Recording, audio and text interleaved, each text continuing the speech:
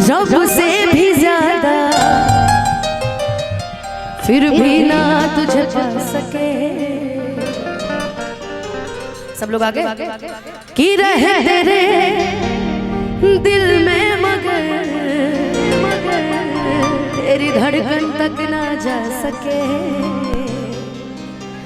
जुड़ के भी टूटी रहे इश्क़ दी डोर वे तुझको सुनाए जाके टूट दिल का शोर वे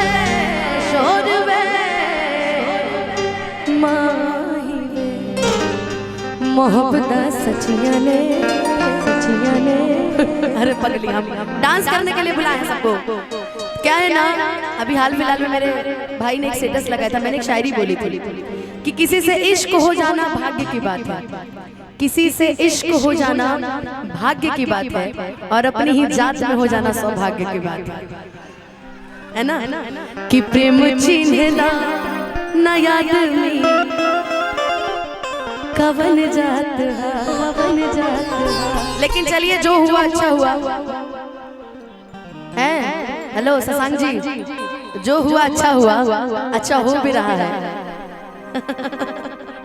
कि हम भी तुम्हें तुम्हारी तरह सताने पे आ जाए तो क्या होगा, हम भी तुम्हें तुम्हारी तरह सताने पे आ जाए तो क्या होगा, हम भी हर किसी से इश्क जताने पे आ जाए तो क्या होगा। तुम जो करते चल रहे हो अपनी महफिलों में मुझे बदनाम, अगर गलती से हम भी तुम्हें बदनाम करने पे आ जाए तो क्या होगा। वही होगा जो मंजूर खुदा होगा। डेराइल के उसे ना डेराइल बनी ना डरो। गलती रहेगा तो माफी मांग ले, गलती नहीं रहेगा तो मनवा ले। खैर किसी के लिए नहीं है यार, जो जोड़ा नहीं करो यार। इधर से उधर मेरी फोटो लगाया करो। मैं कम सुंदर हूँ क्या, तो मेरी फोटो के साथ अलग अलग फोटो क्यों लगाते हो यार। एगो दुका हमर बियाहे करा देले बड़े लोग, अगु आवत रहे हमरा के वो कट गए। ए भाई काहे ऐसन करता रहे, तोहनी के हमरा से दिक्कत बा। मेरा बियाह करा दी, अभी देख रहे भैया कि हनीमूनों पे भेज देले बड़े से हमरा। हमें जब पटना में पड़ल बने, काहे लाइसन करता रहे भाई, हमरा से दिक्कत बा हैं। जरा तरह न सब चंदनवा कोइले बा, कुछ जात के खाली एक एगो जात से दिक्कत बा। लेकिन मैं स्पेशली कहना चाहूंगी एक कलाकार होने के नाते कि ऐसे क्यों फोटोज वायरल करो। जिस दिन शादी होगा उस दिन पोस्ट करना ना यार। अब ये सब तो के पोस्ट कर देता रहा कि हमारे बियाह ना होके हैं, ओकरा चक्कर में बुढ़िया हो जाई, बियाह शादी ना करी। गजबे हवा तूने। मेरी एक रिक्वेस्ट है आप सभी से, जितने भी लोग ऐसी फोटोज चढ़ा रहे हैं प्लीज बंद करो यार। वो भी देखो क्या है ना, सब अपने परिवार में सब बेटा बेटी है और बुरा सबकी तरफ से सबको लगता है।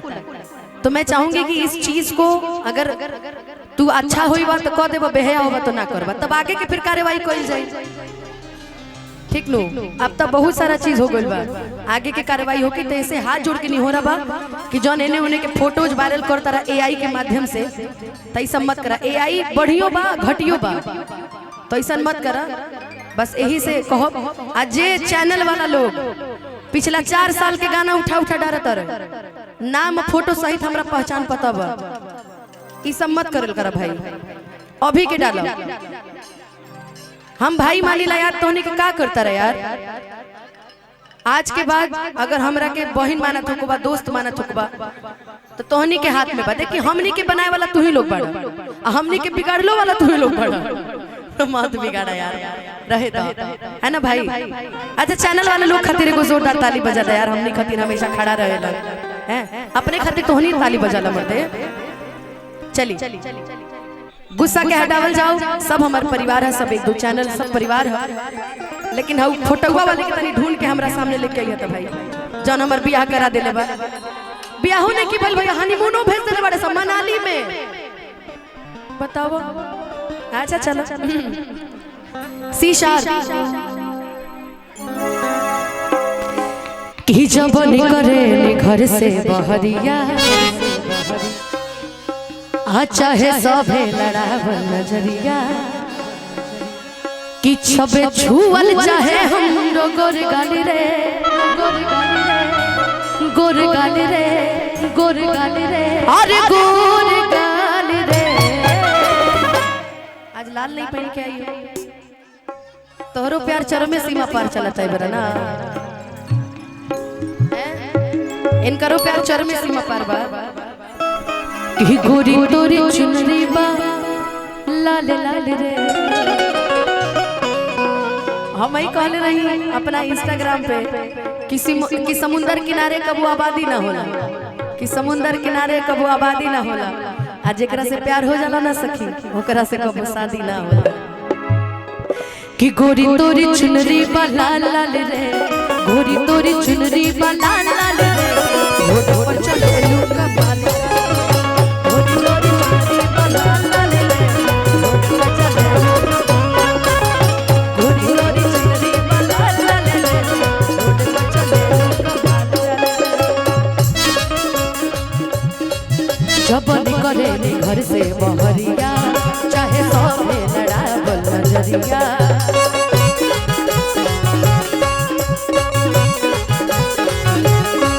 सबे छुवल चाहे हमरो गोर गाली रे, गोर गाली रे, अरे गोर गाली रे। कि गोरी तोरी चुनरी बा लाल लाल रे, मुरई वाला ड्रेस पहन के बड़ुआ है। कि गोरी तोर केकरा से, बैगनी वाली से, जहां सुंदर लड़की देखे नहीं शुरू आवा हो। का नाम है तहार? खुशी की चाहिए रूसी तहिया दिलवा में जगह, ढेर घेरा में नहीं रहे के आ नाम धइले पिया खुशी उहे। आप बहुत अच्छे हो और मेरी पता नहीं क्यों ना मेरी लड़कियों से बड़ी बॉन्डिंग अच्छी है, मेरा लड़ाई नहीं होता, और लड़ाई होगा तो फिर दोबारा बात भी नहीं होगी, लेकिन मेरी बॉन्डिंग बड़ी अच्छी है ना। कि गोरी तोरी चुनरी बा लाल लाल रे, कि गोरी तोरी चुनरी बा लाल लाल रे, होठ पर चले लूंगा बाल चले।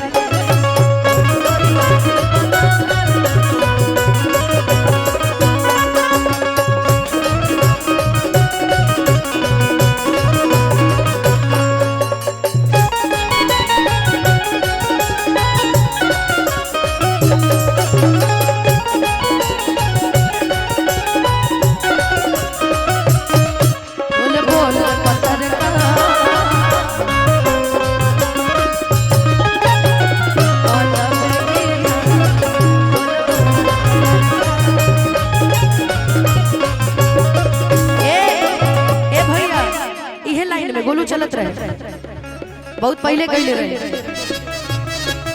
अरे हमारा बुलेटवा कहियो बैठी के सट पे गिरा, हमारा बुलेटवा कहियो बैठी के सट पे गिरा। बोल बोल पत्रकार, बोल बोल पत्रकार, हमारा से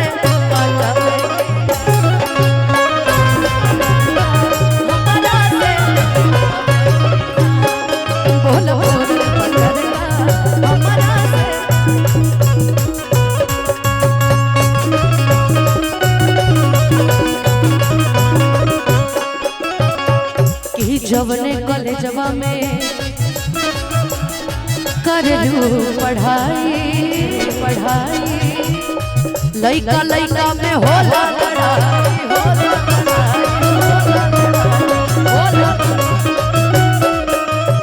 कहाँ तक पढ़ ले बड़े बबली? ये इंटर पास है, आप कहाँ तक पढ़ी है? इंटर। हेलो, आप कहाँ तक पढ़ी है? बीए। आप कहाँ तक पढ़ी है? Main vocal inter. तहार वाली इंटर में पढ़ ले भैया। आप कहाँ तक? इलेक्ट्रीशियन से आईटीआई। इलेक्ट्रीशियन से आईटीआई की है। ओ माय गॉड, बड़े बड़े बड़े पढ़े लिखे लोग हमारे बीच में हैं। आप कहाँ तक पढ़ी है? तू तो पढ़ लेना, पढ़ाई के समय ने उन्हें घूमत रही है। कहाँ तक पढ़े हैं? 10 फेल हो गई हैं। आप कहाँ तक पढ़ी है? जल्दी बताइए, आप कहाँ तक पढ़ी है?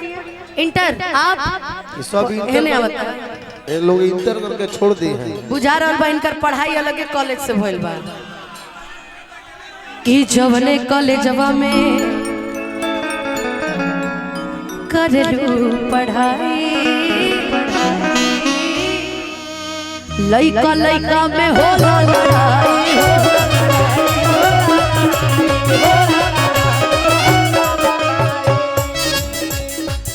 कि लइका चिल्लाले सो ई हम नहीं की कहत ई सब हमनी के सब लइका सब बोलत रहे सब लइका चिल्लाले सो अरे लइका चिल्लाले सब माल माल रे लइका चिल्लाले सब रोड पर चलेलू कमाल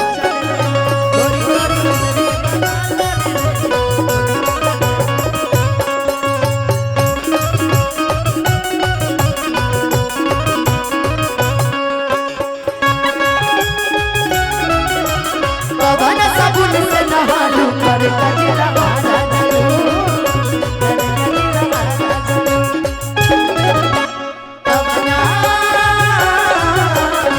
आना साबुन से नहालू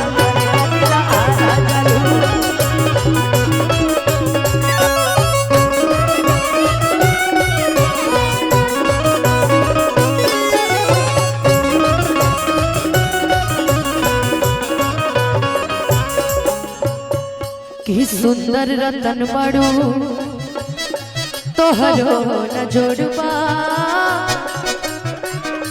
कहेल लइका सन लइकी में जोड़बा लइकी में जोड़बा आज जब बघवा के बाग जिला बक्सर में आइले बने एगो गाना बड़ा हिट भइल बा जैसे कल्लू जी गइले बने